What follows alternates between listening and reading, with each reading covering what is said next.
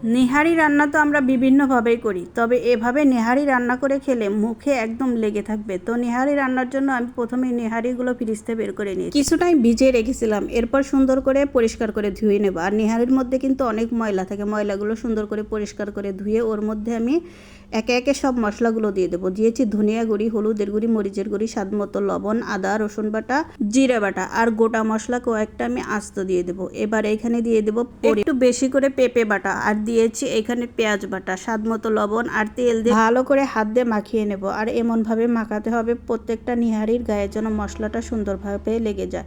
তো এভাবে কিছু টাইম আমি মাখিয়ে নেব। মাখিয়ে এখানে পরিমাপ মতো ঝোল দিয়ে দেব। ঝোল দিয়ে আমি প্রেসার কুকারে ঢাকনাটা লাগিয়ে দিয়ে কিছু টাইম জাল করে নেব। আর কয়েকটা সিটি দেওয়ার পরেই আমি এটা নামিয়ে নেব। আর এভাবে নেহারি রান্না করলে মাশাআল্লাহ খেতে অনেক মজা লাগে। তো প্রেসার কুকারে কয়েকটা সিটি দেওয়ার পর প্রেসার কুকারের ঢাকনা খুলে আমি নামিয়ে নিলাম। এবার একটা হাঁড়িতে ওর মধ্যে তেল দিয়ে দেব। দিয়েছি তেজপাতা, রসুন এবং পেঁয়াজ কুচো দিয়ে সুন্দর করে ব্রাউন কালার করে ভাজি করে নেব। ওর মধ্যে দিয়েছি গোটা জিরা দিয়ে আমি এভাবে ফোড়ন দিয়ে দেবো। আর এভাবে ফোড়ন দিয়ে নিহারি রান্না করলে খেতে ভীষণ মজা লাগে। আর গ্রেভিটাও অনেক ভালো হয়েছিল। পেঁপে বাটা দিলে গ্রেভিটা অনেক ভালো হয়, খেতেও অনেক মজা। আর এভাবে নিহারি রান্না করে চাউলের রুটির সাথে এবং ভাতের সাথেও খেতে ভীষণ মজা লাগে। তো আজকের নিহারি রান্নার ভিডিওটি কেমন লাগলো অবশ্যই কমেন্টে জানিয়ে দেবেন। ভালো লাগলে অবশ্যই লাইক কমেন্ট শেয়ার দিয়ে পাশেই থাকবেন।